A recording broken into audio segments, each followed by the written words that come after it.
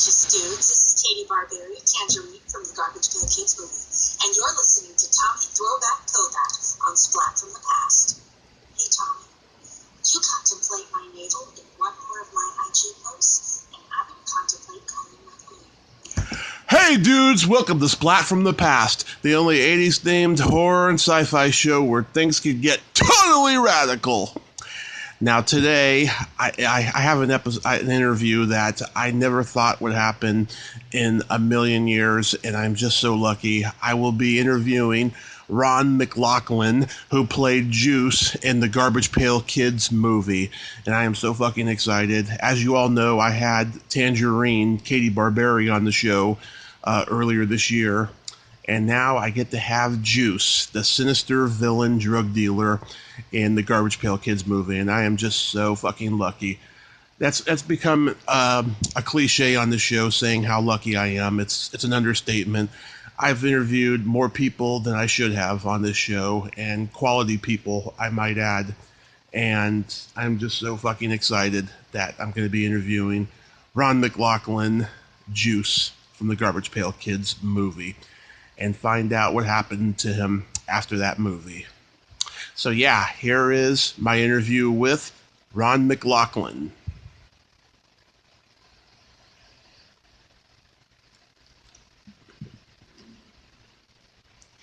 Hey Ron. Hello Tommy, how are you doing? I'm doing great, sir. How are you? Good day. Good day. Yeah. Well, it's such an honor, sir. Thank you for taking the time today. Oh, thanks for asking. Absolutely. So, going back in time, did you gravitate toward acting early on? Yeah. Yeah, I did. When I was a kid, I wanted to do a lot of things. I wanted to be a pilot. My dad was an air traffic controller. I wanted to be a doctor. My mom was a nurse. I wanted to be the cowboy. I wanted to be the good guy. I wanted to be the bad guy. And I couldn't figure out how you can do all those things in one lifetime unless you're an actor. Kind of pushed me in that direction. Wow, that's a good way to put it. Wow. I feel like I was the same way growing up, I think. I was always, playing around and stuff and playing dress up and all that stuff. Did you do school plays and community theater and all that? I didn't really do community theater. I did school plays, high school and college. And then from that point, started just doing a lot of auditioning, film work. And then I got a chance to run out to the West Indies and study with Sandy Meisner. Mm-hmm. Then from there, work with him out in Tejas West. And continue to take classes, various different coaches throughout the years. But I'm thinking more along the lines of community theater now, just for the fun of it. Yeah. Where are you originally from? I was born in Presidio. My father was in the military. So I grew up in Japan during Vietnam. So I went to school and lived in Guam during the evac. Like my dad got somebody upset with them, and they shipped us off to Gila Bend, Arizona, where I got to go to school on an Indian reservation for a year. Wow. Lived in Kansas, California. Excuse me. Yeah. Sorry about that. It's okay. A little bit of a nomadic.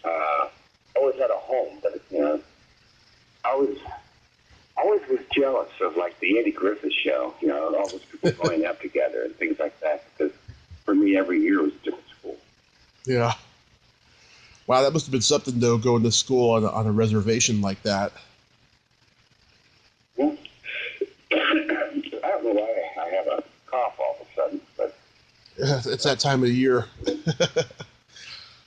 So after high school, did you go to New York to study first? No, after high school, I went to a small college up in Northern California.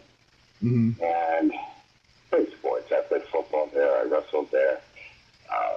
And I got a chance to do some theater up there.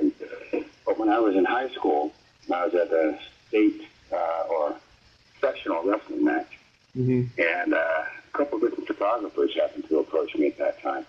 And so the next thing I knew, as I was getting ready to graduate, I was doing print work, Macy's catalogs, things like that. Mm-hmm. And we go down to San Francisco to shoot. And we kind of helped push. And then when I was going to Sierra College up in Rockland, California, I got a phone call. Mm-hmm. I first auditioned for a film with the original Red Dawn with Buddy, Patrick Swayze. Mm-hmm. But, I didn't get that good. Yeah. Wow. I played football and I wrestled too. What position did you play? Oh, on offense in high school, I was a halfback and I returned punts and kickoff. I was a cornerback. In college, I returned punts and kickoff. I was a cornerback. I was a linebacker and I did O-line, D-line, lineman and stuff. I wasn't very good though. But you're obviously a bit taller and larger than I am. Yeah, I wrestled 275 weight class too. Wow. In high school, I was wrestling 32s and 38s, 132s, 138s. Yeah. In college, we would start at 49, and then you start dropping, and there's 42s. So I played football at about 155, 160, and then I would drop weight down to wrestle. And good sport. Yeah, a tough sport, but it's a good sport. It teaches you self-discipline and stuff. Wait. Well, I think it'd be nice if we had more of our students being athletes in our society. I think sometimes the technology world is taking away some of that. We don't have as many kids participating as we once did.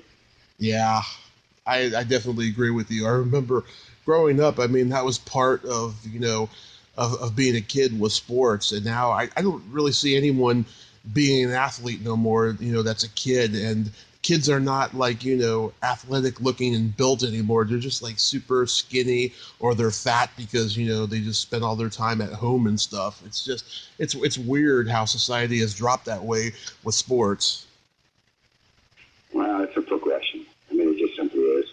Yeah. We stopped having the Olympics being, amateurs, and you started to become professionals playing in the Olympics. And that goes back to about 88, 92, something like that.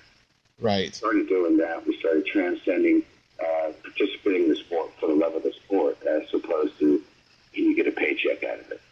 And when you start looking at it from that perspective, it changes the dynamic. Mm-hmm.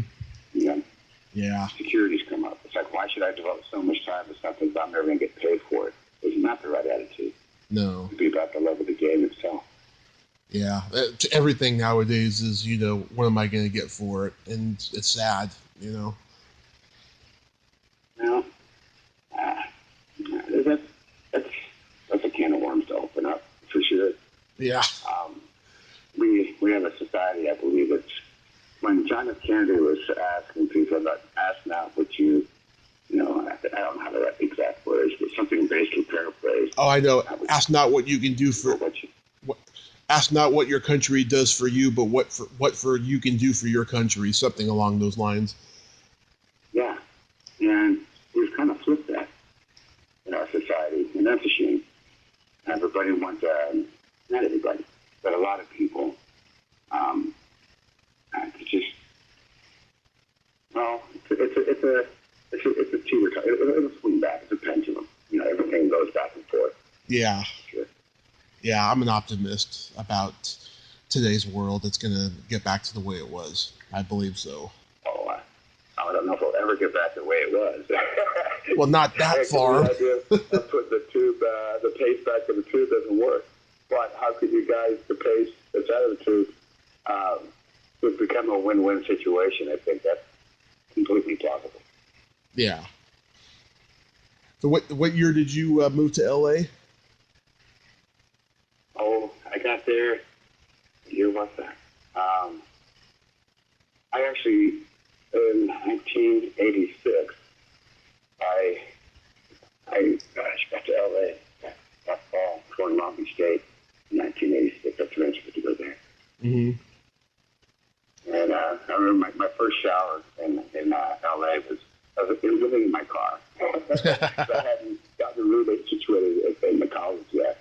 And I had to take a shower at a spigot, open up a spigot in the back of a 7-Eleven so I can wash myself. Oh. Wake up. I was like, wow, this big city is here. Now what do I do? I didn't know anybody. Didn't have anything except for wonderment. What can you get done today? Yeah. So many people back then were living in their cars in LA trying to, make their lives, happen out there. Especially comedians. They really had it rough living in their cars. Well, I didn't really live in my car. I just, slept in it for a couple of days waiting for the roommate situation to happen. I got there a little early. But I do know what you mean. You're doing something for the love of doing it. I mean, you get connected to it, and it's what you wake up and you need to do. It wakes you up at night. Yeah. And it's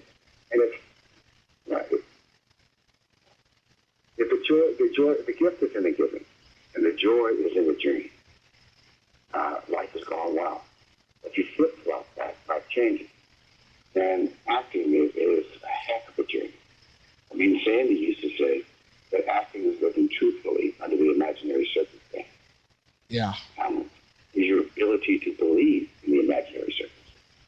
Basically, what he was saying was, how deep into the rabbit hole can you go? When you get your script and you got your sides, and it's the back work, it is so much fun. When you're looking at what life that this character have, it got you to where you're at now. Mm-hmm. How many layers can you build inside of that? And that's how you go deeper and deeper into the abyss. It's a drug. I mean, you can so easily get addicted to that process. Yeah, a friend of mine on Facebook. Yeah, a friend of mine on Facebook wrote the other day. She said, "If you're obsessed with something, don't let it go. Focus on that." I believe that. Yeah. I mean, you don't throw the baby out with the bathwater, though. You still have to maintain an semblance of clarity within the world that you're living in, the responsibilities in which you may have, if not only to yourself, to whatever family or obligations you have going on while you're pursuing something. I believe you have to be responsible. Right. Definitely let your dreams breathe. And do everything you can just to keep those things alive. Because without your why, what do you have? The who, the what, the when, the where is meaningless without the why. Mm-hmm. Absolutely. Did you get an agent right away? Yeah, I did. Del Garrick Agency was my first agent in Hollywood. And it's funny, his secretary, I can't remember her name, but she was the floor line on Hogan's Heroes. And his assistant secretary, she was the lady that was on a TV show. That was kind of cool. Not long after that, I got with contemporary artists. That was Ronnie Leaf. During that time frame, I met a guy named, why did I just go blank? Elliot Rich, sorry about that, Elliot. Uh-huh. Who became my personal manager. And we were together for 12 years working together. He had just left the Bob Lamont and Lois Redder, and the guys on hit that he was working with at that time were John Travolta, Mickey Rourke, Buddy, Patrick Swayze, Adrian Zemet, mm-hmm. the guys were working with Lamont and Zeta, Lois and Bob. Then Elliot brushed up to his own work. And it was an interesting time and a fun time to be in Hollywood. I'll tell you that. Yeah. That woman you just mentioned who played Frau Lane, are you talking about Cynthia Lynn? I guess so. Yeah. Because she was the first one. Yeah, she was the first. She was the first Frau Lane, and then Sigrid Valdez was the second one. I think it was the first one of that. I remember the name Cynthia, but not anything else. Yeah, so Cynthia Lynn. It was back a long time ago. Yeah. So how did the Garbage Pail Kids movie come into your life? I'm sorry, what was that? So how did the Garbage Pail Kids movie come into your life? That was like my fourth or fifth audition. Elliot set it up. I went down there, and I met Ron MacLachlan, Yeah. and Pamela Rack was the casting director. And I met with her first, and then it just happened to be that the day that I had my audition, they had already had a couple of guys that they thought were going to get the part, predominantly the blonde guy that was in Karate Kid, the bad guy. Oh, Billy Zabka. And so he was slated to do the film. Mm-hmm. And when I got there, I got a chance to meet with Rod, and we went for a walk, and we talked for a while. And he handed me a complete script instead of just the audition material aside. Asked me to come back in a couple of days. I did, worked on it. Came back in, we sat and worked together for a while before I could get back to Elliot's, which was just down the street from the audition. Mm-hmm. Elliot had received a phone call, and they were making an offer for me to be in the set. And that's how I got it. Wow. And did you already know about the trading cards? Not really. I mean, I learned about them when I got there. I didn't know. Mm-hmm. I heard of Cabbage Patch dolls. You know, who didn't? Yeah. But I was a bit older. Yeah. So the trading card thing, I didn't understand what that was going on. Heck, I didn't understand that until we were in the middle of production. Oh, that's what this is about. You know, when I first got there. Yeah. I'm working with, Phil Vicario. Phil Fondacaro, yeah. They were what a good group of people to work with, I'll tell you that. It was a lot of fun. Yeah, I met Phil Fondacaro just recently at a convention. Great guy. I enjoyed meeting him. And Debbie Lee Carrington, rest her soul, she was in there. She played Valerie Vomit. Did Debbie pass away? Yeah, she died last year. I didn't know that. Wow. What a wonderful lady. A lot of fun. Yeah. Sorry, I hate to be the bearer of bad news. It's life. It's part of the process. And thank you for letting me know. I've been somewhat disconnected in many ways because of other obligations I have going on in my life. Yeah. I wish her family well. Did you read the script and go, what the fuck is this?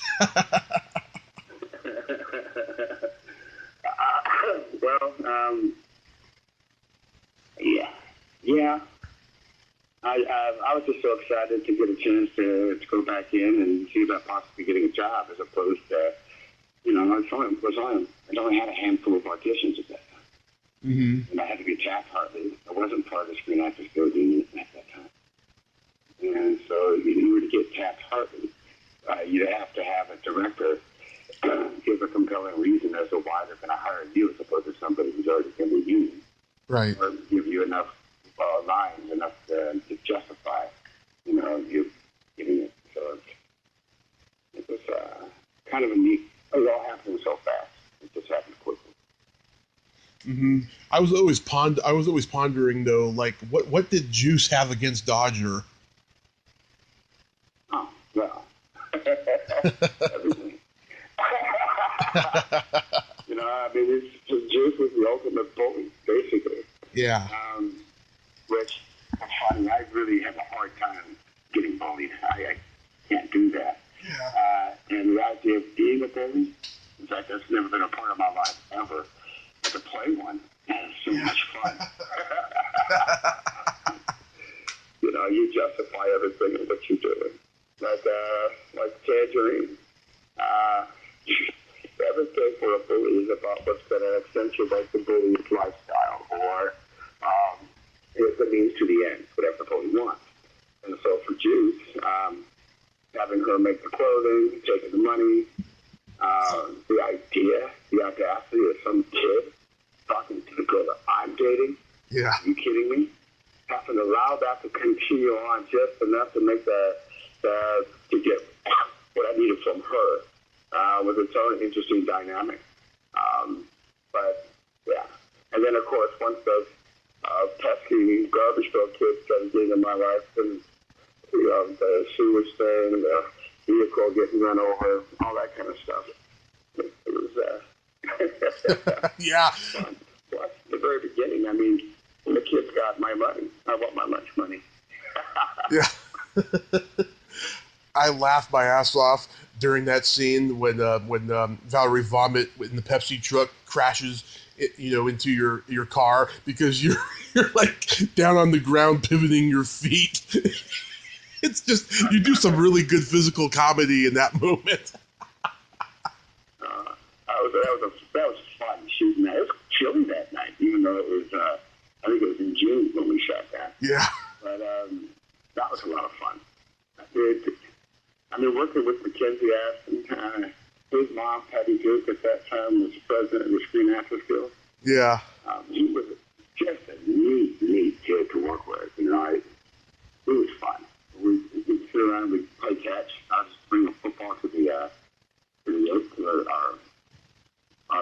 our filming area. Mm-hmm. Not always in the same place. A lot of times it was in this back lot out in the valley. But every now and then we'd have location stuff, which is kind of fun as well. Yeah. He was fun to talk to. Him and Tangerine they were, pretty close friends at that time. It was a neat time. Yeah, they were dating in the beginning of production, and then they broke up halfway through. And Katie told me it was really hard for them, and she also told me it was really hard for you to kiss her because she was so young. Yeah. And her mother was right there with the camera. You're looking up, and they got your face looking at the camera. This thing coming in, and you got this young lady. And I was 22 years old when we started the film. I turned 23 on the set. And I think Katie was like 15, 16 years old. And it was awkward, but it was work, I like her. She's just a neat young lady. I don't know her as an adult. The world has changed much. Yeah. Back then, we didn't have Facebook. We didn't have cell phones. We didn't have a Gmail. So communication was different than it is today. Where if you're working on something with somebody, you can get involved and stay in communication. Back then, you finish product or production, and what's next? Yeah. Like for instance, 30 Years of Garbage. When we shot that on the Sony lot, on the documentary, the producer sent me, I can't think of his name offhand, I don't know why. But it was nice enough to send me a copy of the film. Mm-hmm. To make it to New York. That's good. My obligations didn't allow me to get there. It's still sitting in the cellophane wrapper. I've never seen the show. Mm-hmm.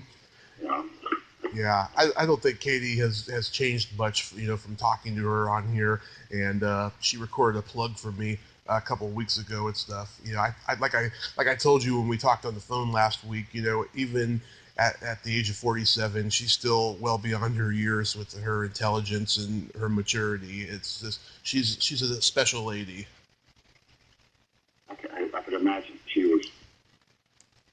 The people, it wasn't innate inside a person. People are who they are.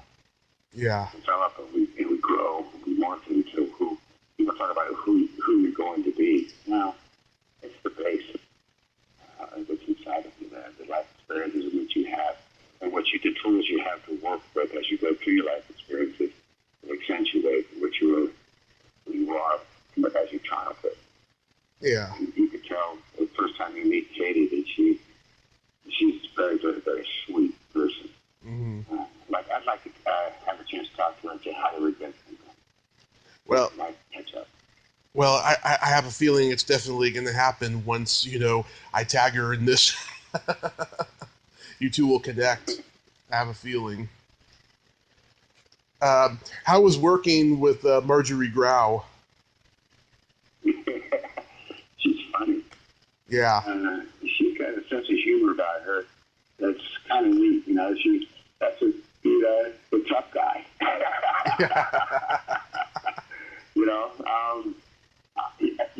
Again, a person I'd love to touch base with. She had a thing where she got bit by a spider. Ooh. Had to make up her on her face, like on her forehead or something. I had to try to fix that. And instead of getting all upset about it, she just made light of it and made jokes about it. Said, okay, fix it. Let's get on with what we're doing. Pamela Ross and Rod Amato, I think, did a very good job of putting people together they could get along and work well together. Yeah. There was never any hitch and giddy up with anybody there, which is wonderful. Yeah, I agree. I mean, you guys had really great chemistry. And Marjorie, I'm trying to locate her. I know she works in the art world in San Francisco, but I don't think she's on social media. But yeah, I'm trying to locate her and stuff. I know JP, he's a chef at Musso and Frank's or something like that. He and I, a couple of years ago, we were messaging each other back and forth every now and then, just to say hi. And I still get his Instagram feed that comes through. So he looks like he makes some incredible dishes. I mean, I could come to his restaurant anytime. Mm-hmm. It would be fun. Oh, yeah. You got to share a brief scene with character actor Leo Gordon in the State Home for the Ugly. Oh, okay. I'm trying to think of who that was. I put a picture to the face. Because there was him. I've only seen the film a couple of times. Yeah. Back when it first came out, and then a number of years ago, 10 years ago or something like that. Some people insisted that we watch it. It was not, I just, watch parts, but of it. My kids have seen it. Yeah. I don't remember the character actor you're talking about at the moment. Yeah, it was him and John Herman Shaner, who played the dentist in the original Little Shop of Horrors. Yeah. I thought the Little Shop of Horrors, the original dentist. I like Steve Martin did a wonderful job in the dentist. Yeah. Film version of that. And Bill Murray. Yeah. The success. That's a classic. Yeah, I love it.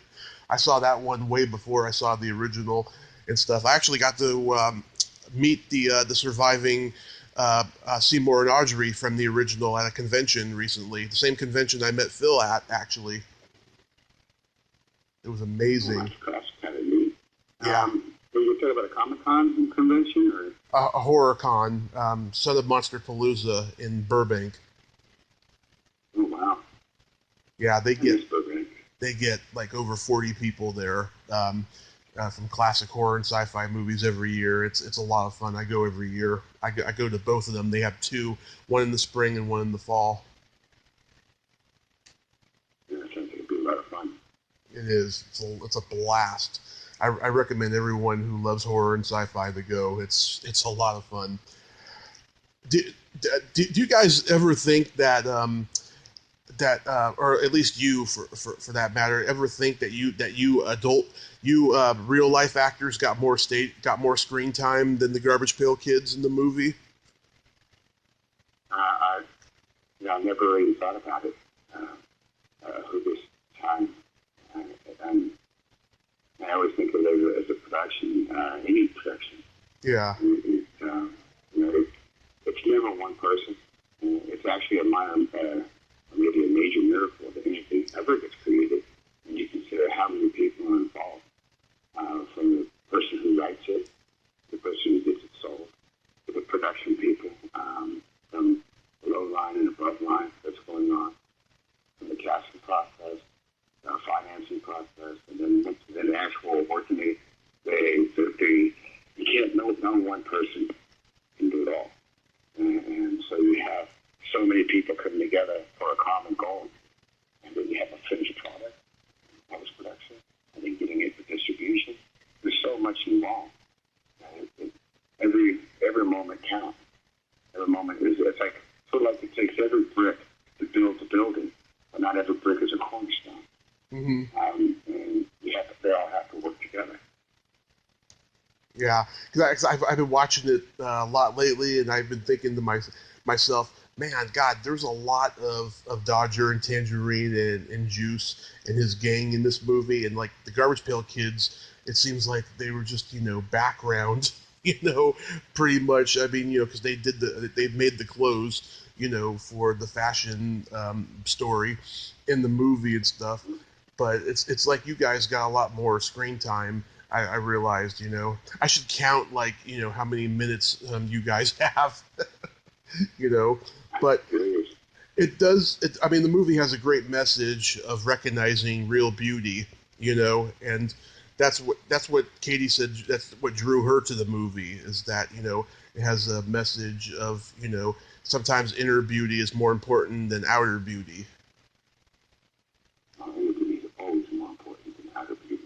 Yeah. Anthony Newley was a lot of fun to work with as well. He was a neat guy.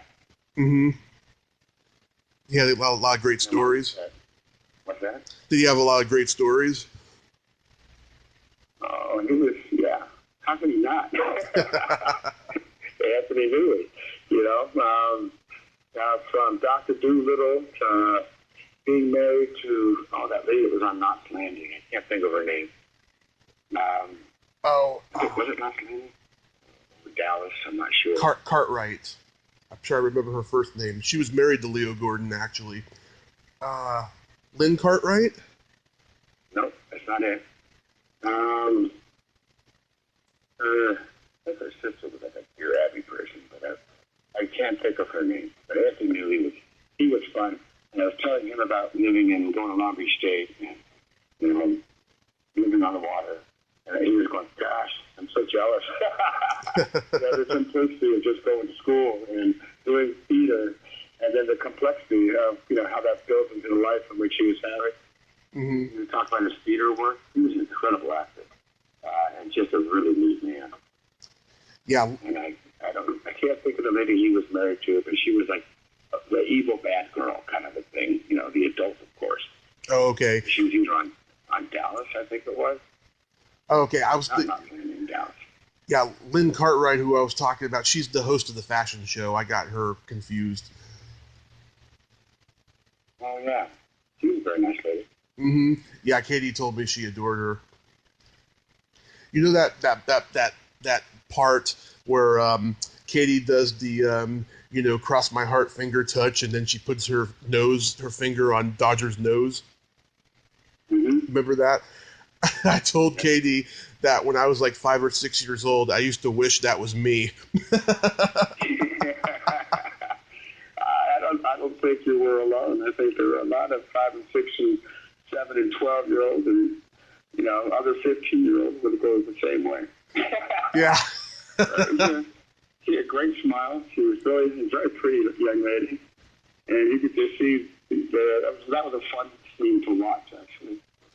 Yeah, she told me she actually had to fight to keep that part in the movie because they thought it was too risque, and she says, no, that's the character, and it's a very key part of the story, because after she lies to him and says that she's going to keep it a secret, then she goes to Juice and spills the beans to him. Of course. Even Mac's character, Dodger, he ends up being the hero at the end, which is the way it's supposed to be. Right. But he was being used all the way through the film. Right. He just was manipulated and used. And that's another key portion about the film. There's the process of finding someone's, I guess you can call it a weak spot. Yeah. So maybe it's not so weak. Maybe it's just vulnerability. Mm-hmm. And there's nothing wrong with vulnerability and innocence. No. Having it exploited is horrible. But, that was the job. Yeah. And also, too, I think that Tangerine really did like Dodger, but she was under peer pressure being with Juice, and also she had trouble, with the fact that, she wanted to get out of that town they were in and make it into the fashion world. So, she was a very complex character, and Katie just sold to her beautifully. I'd have to agree with that. Yeah. Yeah. Did anything happen during that fight scene between you two at the end? Yeah. I wanted it to be as real as possible. Yeah. And so I pulled Mac aside, Mackenzie, and I started really, prior to the scene, really started laying into him.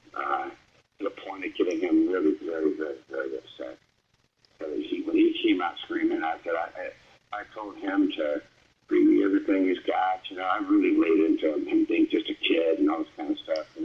Mm-hmm. So at one point, one person tried to stop me because he was getting so upset inside. And Rob stopped the person that was trying to stop me and not let him go. Laid into him. I gave him some horrible things, just to get him all mad.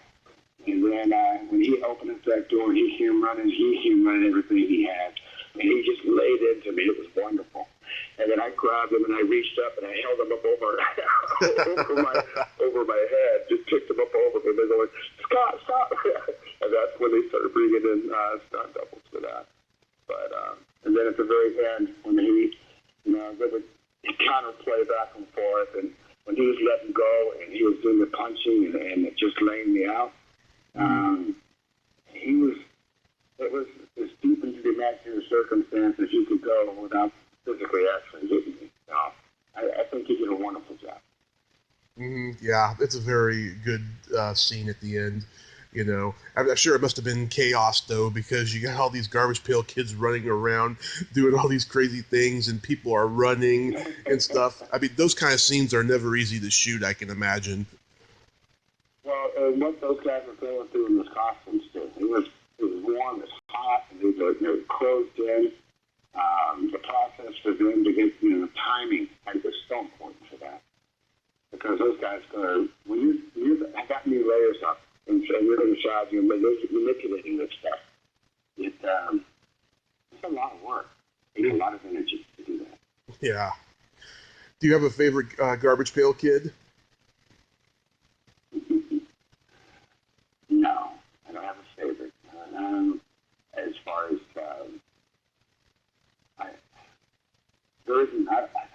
I knew all the people that were inside the costume. Yeah. It was I liked them all. Debbie was a kid. Went over to her place one time. Mm-hmm. A bunch of people hung out. And, her, I believe it was her husband. He was one of the guys that was,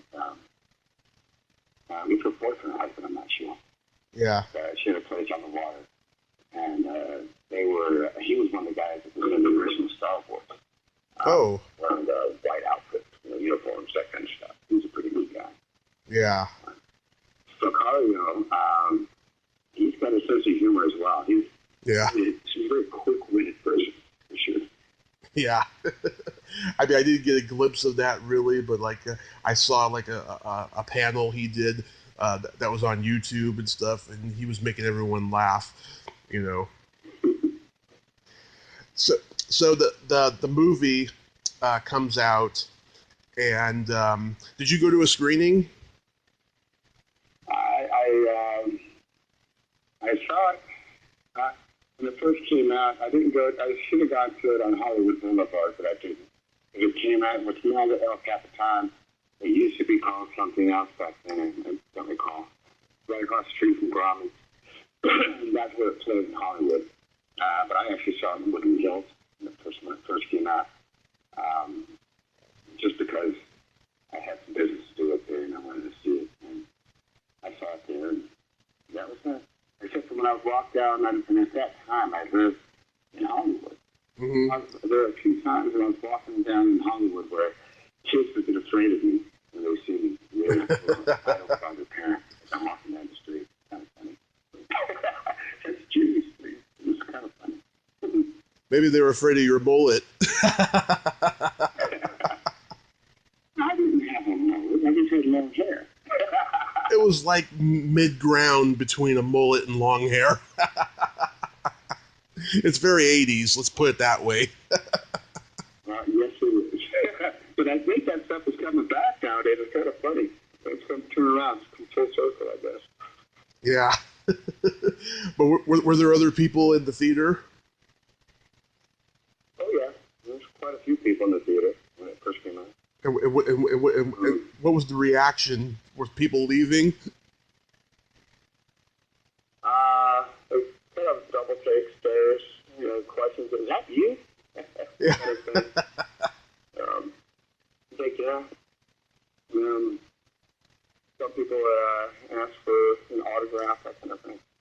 Yeah. So the movie comes out and it doesn't do well. Did it get hard for you to get roles in Hollywood after that? It wasn't, but the movie actually did quite well over time. Over time. Replaced the Rocky Horror Picture Show. It was the number one midnight movie for about 2 years. Mm-hmm. So it had a cult following. Did it harm me getting jobs? No. For me, after I got plenty of auditions, that was not the issue. Opportunities were there. Mm-hmm. For me, after I saw the movie, I thought that there was more I could do. I could be better at this. And so I ran off to go study some more to be a better actor. Mm-hmm. And that's when I got involved with Sandy Meisner and spending some time in the summer in the West Indies and looking at the Playhouse West. Then theater work. I mean, I didn't do community theater, but I wrote and produced 6 productions in theater for ATOS, Los Angeles.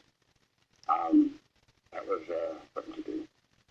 And you grow in different ways. Yeah. And Sandy Meisner, he was like in his 80s by that point, right? He was no spring chicken, that's for sure. All those guys, all those teachers, Strasberg, Stella Adler, Meisner, they all lived to be like 90 years old. It's amazing, That just shows you, they had to live that long because their purpose was to mold, people into, very good actors. Couldn't disagree with that. Yeah. It's also, if you look at Eastern philosophy medicine, dis-ease creates disease. And so you have your energy flow, your chi, which is your cenotaph. If you are living in this world, a theatrical world, and you really take it to heart, and they would make it your lifestyle, you have no choice but to allow your energy to release and flow. Because we're taught to. We're taught as actors to be able to respond as honestly as possible in a situation and allow a person to see what's going on inside of it. So it heightens the reality of the situation for the audience. Well, in order to do that, you have to be able to allow energy to flow through you, which is going to take away a lot of the disease portions of holding things in. And so it's going to help your life to live longer. Western philosophy, of course, is to get everything down, fix it with a pill, whatever. It's a different mindset, and it's a different lifestyle. I mean, I don't think actors, people think, well, you guys could, sell anything. Well, that might be possible. But do we be a good poker player? Do you really allowing things to be honest? Which is opposite of what our society does. Our society keeps everything so close to the vest. Yeah. It's harmful, I think. It is. It definitely is. How long did you study with Sanford Meisner? I got into the second year with Sandy. Mm-hmm. It's only a 2-year program. Yeah. I got into the second year. I didn't complete the second year. Things came up, and I wasn't able to meet the time frame. So you came back to LA after that? Well, I came back to LA. I didn't spend all that time. And they said the time frame was about 5,000 people met with Sandy. Mm-hmm. And out of that, you had 2 groups of 40 that was going to split time in the summer. That's in the West Indies. Out of that, 2 groups of 40, 1 group of 40 would become the class that would be in LA. And I think actually it was a 40 to 20. It would have been 20 and 20. Then 1 group of 20. I think it was 1 group of 20 actually. 42 yards. But, and then out of those 40 people, you have 1 class of 20. And you look at the Playhouse West. I think it was on Lake Christian Boulevard. And it was a wonderful experience. He would really push people to get what he could out of them. That's what you're there for. Mm-hmm.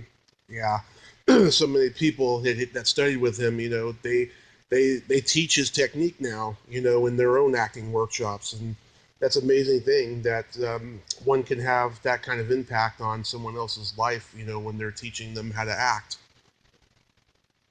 Mm-hmm. Well, it's interesting. You Jonas Salk has done. I mean, look at what Thomas Edison has done. There's so many people that help so many other people in different ways. Mm-hmm. You can never fix a single person because nobody's broken. They just simply are who they are, where they're at on this planet at this time in this journey of their life. Not broken. It is what it is. Mm-hmm. And so instead of trying to fix anybody, Sandy would try to help people get to where they were trying to go. He's a very, very wise man to sit and talk to. And when he passed away, I got a phone call from Jimmy Carville to let me know that. And I appreciate that from Jimmy. Yeah. I'm very, very fortunate to be able to spend so much time together. Mm-hmm. That's good. Now, IMDb, as we all know, is not always accurate, but there's a couple other credits you did that are on there. You did a TV movie called Back to Back, which had a huge and awesome cast, I see. And you did an episode of Silk Stockings. Mm-hmm. Yeah. Sure. I also did Stump Mark on Independence Day, which is not on there. Oh. You could go back to back. I think you mentioned that. Yeah. There's a couple things. Anyway, what's your question? I was just saying, like, yeah, because it did get so it didn't get difficult for you to do any projects, but those are the only two that are on there after Garbage Pail Kids. I was I had to make some choices when I was in my later 30s. Mm-hmm. And the choices I made, I had to pull away. I'm a father. I have a couple of children. Mm-hmm. And I needed to do what I needed to do to take care of them. And so I walked away for a while. That's very commendable, Ron. Very commendable. I noticed in those two projects, Tim Thomerson was in them. Did you get to interact with him? Oh yeah, he was a blast. We hung out in San Diego. Yeah. I almost clipped him when we were having our fight scene. The look on his face. It was almost too close. But we hung out, had a couple of drinks the night before we shot, made little scotch, and sat and talked. What a neat guy he is, that's for sure. Yeah. Did you ever see his stand-up comedy? No, that I've not seen. Okay, I've heard that from a lot of people who worked with him in movies. He was one of the most brilliant stand-ups ever. He was on the very first HBO Young Comedian special, and he was the funniest one on there. I mean, I love Jay Leno and Elaine Boozler and a couple other people that were on there, but he was the best. He was very energetic and irreverent, and just he swore a lot. He called David Bowie David Blowy.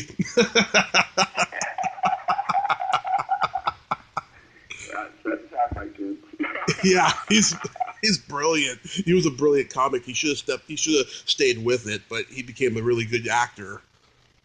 Yeah. Well, yeah, pretty good series of of different film work, and I mean, like as you said yourself, comedians they really didn't get paid very well, and they really entertain people quite a bit. But unless you're that top 5 or 10 people with that, money-wise, most of those guys are out there, delivering pizzas or whatever, just so they, while in between work. Yeah. And you got a chance to work as an actor, so we like a hobo on a ham sandwich. He jumped on that. Seems like. Mm-hmm. You mentioned on the phone last week something about you're directing theater or something along those lines. Oh, I'm directing theater right now? Or yeah, something related to theater you mentioned. Oh, I was just talking about some of the work that I had produced and I wrote. Yeah. Again, that was back then. And now I'm working on a series of a piece. I'm working on some writing work at the moment. And this is not going to be for production for film. It's actually for a book. Oh. Writing. Yeah, I was gonna ask you if you had ever thought about writing a book, because you're very deep and insightful. I mean, you sound like you have a book in you. Oh, guess you got to let it out. Well, thank you. Of course. Yeah, I'm working on a project now that stretches me, which feels good, actually. And that's how I'll spend predominantly this winter. Will just be to write more than anything else. Then I have some projects that I also do out here in Colorado. I started an organization, and I work with trying to help people get jobs and educational programs and things like that. I do events for those. Oh, that's great. Yeah. I'm the founder of an organization called Pro Police Rally Colorado. And it's not rally like you come out and scream and yell and all that kind of stuff. Yeah. It's about when I was a kid, when I rallied, we get together and having fun and music and everything else. So rather than having, trying to say who's the top cop out there, that's not what I'm about. I'm about the relationship within the community and the law enforcement community. Mm-hmm. It's about having a strong and healthy chaos and anarchy. Mm-hmm. So when Baltimore was burning, and I'm watching this, I'm thinking, oh, this is wrong. The way this is being televised. And I'm asking, I'm a single father, full-time single father. So I was asking my children at the time, about law enforcement. And they were trying to give me the answers that they thought I would want to hear. And I thought, it's about the people, not about the law enforcement. Mm-hmm. So I didn't say anything, just listened to them. And as I was driving down the road, I saw a young lady. She could have been 20 years old. Had this picket sign standing out there that said a license is not a badge is not a license to kill. And I thought, oh no, this is going the wrong way. So I went down to City Hall and got a permit to do a pro-police march at the time. Yeah. And after being vetted by the mayor's office and the police department, they allowed me to throw an event in the park so that you could be protected. And I'm saying protected from what? It's just about the men and women of law enforcement. So I ended up getting a proclamation from the governor at the time declaring it the statewide law enforcement appreciation day. And so I started putting up job fairs, educational programs, free music, free food, and invite every facet of that you can society. Met with Black Lives Matter, and during that time frame, they see if they want to have a booth, throw up a white flag here, that's all be peaceful, we all live here together. Mm-hmm. They didn't take me up on having a booth, but they chose not to protest my event because it was such a community-related event. They didn't see how that could be advantageous, which is wonderful. And now I've done 5 statewide events here in the state of Colorado. I also did a Douglas County Law Enforcement Appreciation Day event in Douglas County. It was about job fairs, educational programs, bringing the community together, working with the men and women in our law enforcement, so we can all have a safe and wonderful place to live. Wow, that's great. You're involved in the community, Well, it's been interesting. Life is supposed to be good. And trying to get as much as I can. I don't know how much sand I have left in my hourglass. Yeah. Every day is what can get done. Have you ever thought about writing a memoir? I'm kind of, the project I'm working on now is actually, it's about relationships and relationships I've had in my life. It's in a double stanza. It's poetry. Mm-hmm. And so it's a different vignette. And it's not really, I don't know. I'm going to finish that one first before the next one comes up. Oh, that's great. So you've been writing poetry for a long time? Maybe a decade. Mm-hmm. One of those things you got into later in life? No, because I was trying to storyboard something and I can't draw. Oh. I thought, this is horrible. I got to find a way to storyboard it using words.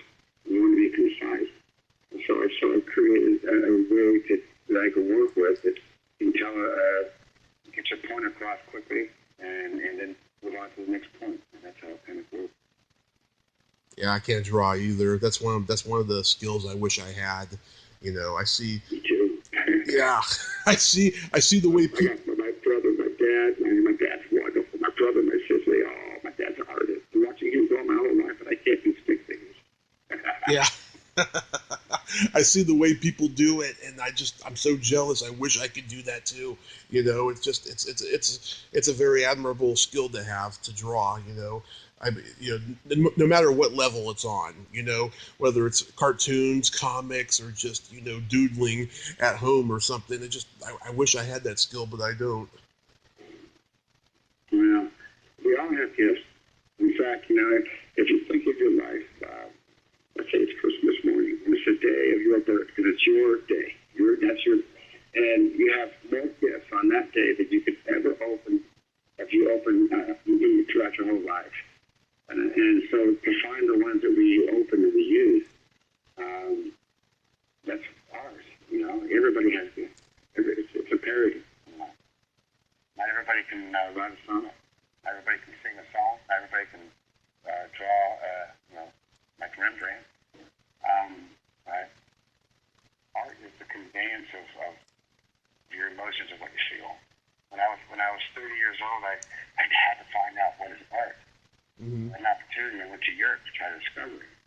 I got a chance to see, Monet's work, go to Rodin's home in Paris, go to Picasso's home, to see that the Vinci's model work in Venice, and see the Venetian glass blowing, and just go to try to find art. It's a wonderful pilgrimage. And not everything is art just because it makes money. What does it bring to you? Does the artist convey his emotions or her emotions in such a way that it connects? That's when you start to see art. Mm-hmm. And it's wonderful. So, do you have any other upcoming projects in acting or anything? No, at the moment. The last thing I did was the 30 years of Garbage. That was a few years ago. I've really been caught up on getting my kids grown. And now that they're out of high school, and right now they're actually in Cancun with their mom, mm-hmm. which is nice. And I'm so glad we get a chance to spend some time together. Yeah. And which means I'm at home looking at the house going, oh, wow, we got some work to do. Just me and the dog. But I'm going to see what's offered out here. I miss it. I had to make my choices, and I think I could have made any other choice. Not for me, and not for them. Mm-hmm. So now, we'll see what comes up. That is wonderful, Ron. You are just an amazing man and an amazing guest, and I thank you so much for coming on today, and I just wish you nothing but the best with all that. Well, I appreciate that, and thanks for giving me a call and taking the time to allow me to be on the show. Oh, absolutely. Let's keep in touch. I'd like to, get your book when it comes out. Maybe in the fall. The fall next year. I got work to do and then rewriting them. But I'll try to see if I can get it done by this fall. Wonderful. It'll take a year to finish from where I'm at now, I think. Mm-hmm. Well, I can't wait till it comes out because I just know it's going to be terrific. Well, for you, God knows. Well, Rod, thank you so much, and you have yourself just the most wonderful, triumphant day. Appreciate it. Thank you. You as well. Thanks again. Thank you so much. Bye-bye. Bye. Well, there you have it. Ron MacLachlan. Ain't he a cool dude? He far exceeded my expectations. Deep, insightful, wonderful man. And I am just honored to have talked to him. Who would have thunk that Juice is not a bad guy after all? If you like this video, everyone, please subscribe to my YouTube channel. Add me as a friend on Facebook. Join my Tommy Kovac comedian page on Facebook. Follow me on Twitter and Instagram and all that fun stuff. Well, that's all the time we have this week on Splat from the Past. Until next time, this is Tommy Throwback Kovac saying, there's no shame in living in the past, because the present sucks. Later, dudes!